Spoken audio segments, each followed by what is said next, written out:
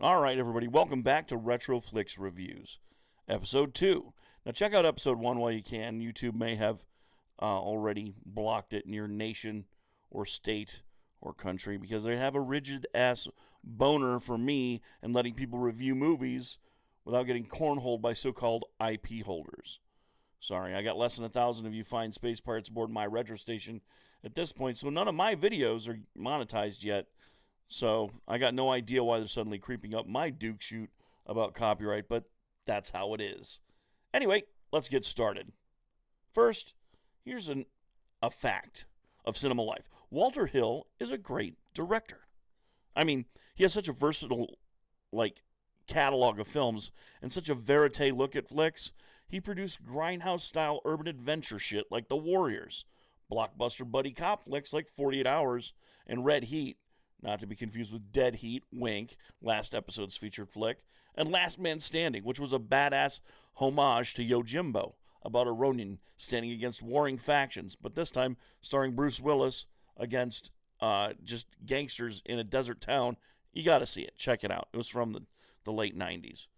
But in 1984, Walter Hill brought us a rock and roll fable, one of the greatest movies ever made, about a guy named Tom Cody and greaser motorcycle guys. Check it out. It's called Streets of Fire.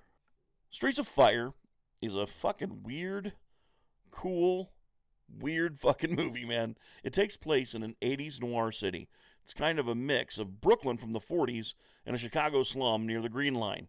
And begins with an 80s as fuck club with an 80s as fuck anthem playing, featuring the 80s as fuck Ellen Aim and the Attackers. Ellen Aim is played by Academy Award winner Diane Lane, who does a fantastic job as the ingenue songstress Ellen Aim. And suddenly, the coolest fucking thing you'll ever see this side of rock and roll heaven rolls in to make this movie incredible. Feast your eyes! The concert is attacked by Raven Shattuck, Academy Award winner Willem Dafoe, leading the Bombers, his gang, to kidnap Ellen Aim. Man, the scenery has no fucking chance surviving Willem Dafoe chewing in this movie, folks. He tears it the fuck down. The streets are ablaze, and suddenly, you realize this is every opening to every belt scroll and beat 'em up in the 80s.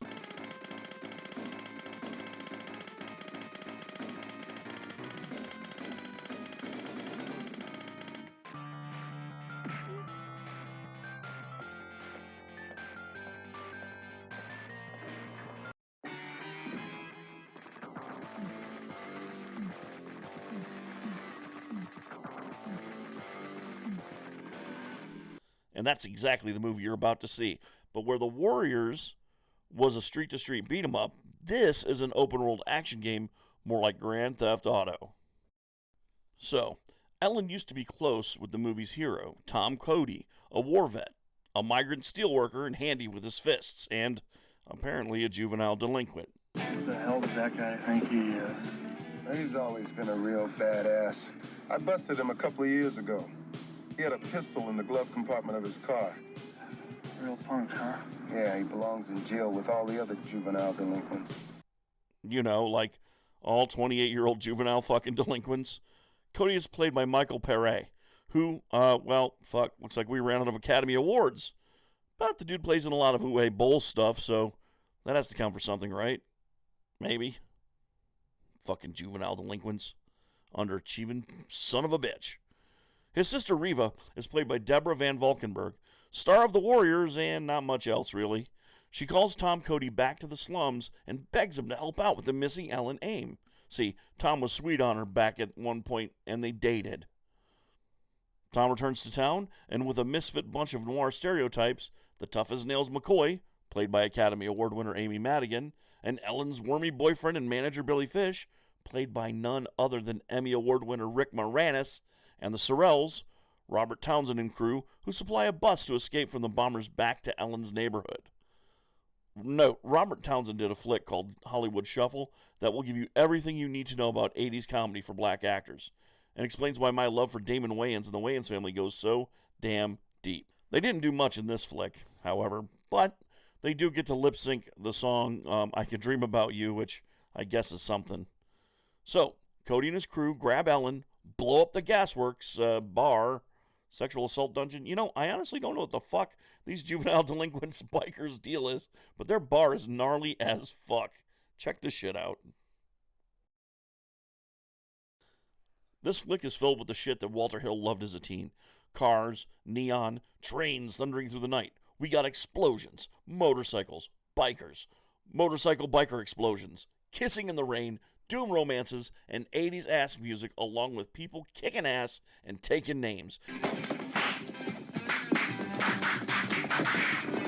And once all them asses are kicked and all the names taken, we get the greatest moment ever fucking seen on 80s film. Ever. A goddamn sledgehammer fight! Cody and Raven have it out on the streets of fire to determine who is a bad enough dude to date, kidnap, hang out with. You know, I don't know what the fuck the deal is, really. I don't know what the goal is for Ellen Aim, but whatever they're going to do, they have to be the bad enough dude to claim Ellen Aim for themselves. So a little sexist there, but what are you going to do? It's the 80s. So if you like weird, over-the-top visions of a future past that never existed, or you just want to see a greaser Willem Dafoe have a fucking sledgehammer fight wearing the most swag pompadour your granddad had ever seen, you need to check this movie out. Yesterday, you juvenile delinquents. 4 stars. Check that sumbitch out. This has been your man, Commander Dan, with Retro Flix Reviews. Next time, we're going head first into one of the weirdest fucking movies I've ever seen. And a contest of champions. So we'll see you next time, Space Pirates. And remember, stay retro.